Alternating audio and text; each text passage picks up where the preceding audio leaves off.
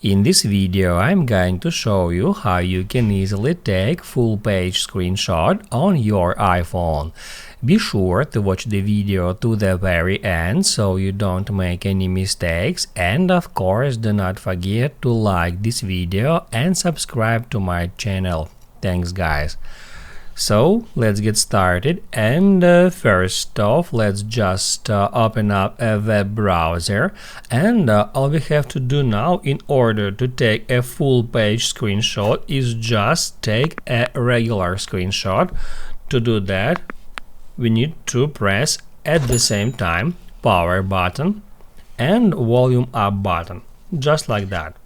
That will take a screenshot, and after that, if we tap on it, we'll be able to edit it. All we have to do is just stop where it says full page. And then we can see that full page screenshot has already been taken.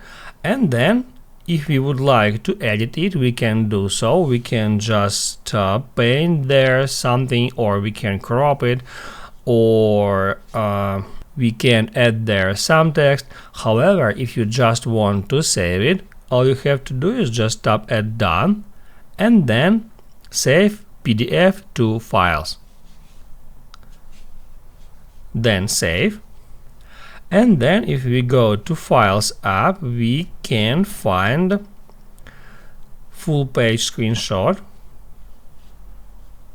in the place where we have saved it.